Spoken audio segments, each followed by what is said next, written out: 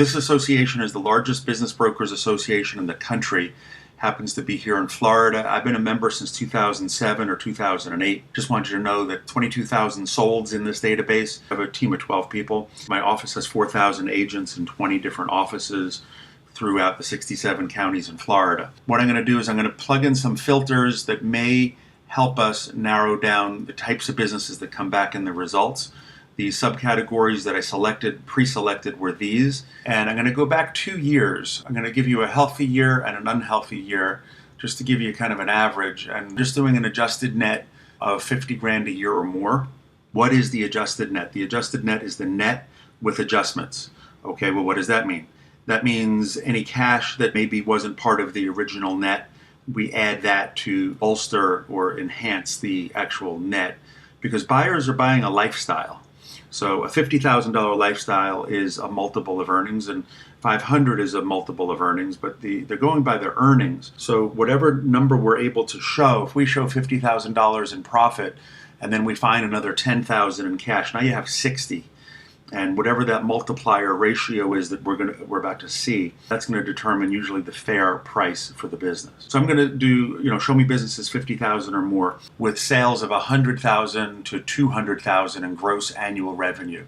That means 12 months trailing. So that would be, in this case, September to September, 2019 to 2020. So we got 24 months. The categories I showed you, historic solds with sources of data.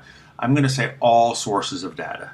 Tax returns, of course, is the best. If your profits are on the tax returns, then it's easier to prove. P&L and then annualized, we go down the list here, depending on how we're going to prove it. But we can get into all that. For right now, I'm just going to pull up the searches of all ways that the businesses were documented. And I'm going to pull a search and sort it by sales, dollar volume, 100 to 177 gross. We got 17 solds.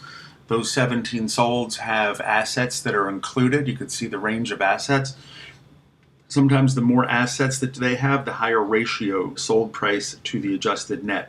And I'm going to show you that. But you can see, $20 to $40,000, 0, 40, 35, 18. There's $80,000 worth of assets. So that throws up the numbers a little bit also, all right? And if there was land, we remove the ones with land if you're not selling yours with land, so it's more comparable. Land is a value to itself. So here we go. We're going to get averages of these 17. We're supposed to find 3 to 5 that are more comparable to narrow in a little bit, but for just what we're doing tonight, this is fine. I'm going to come up with a sold to adjusted net of 1.34. So what does that mean? If you were showing let's say $100,000 for easy math, the average value of that business based on these comparables would be $134,000 would be a fair price.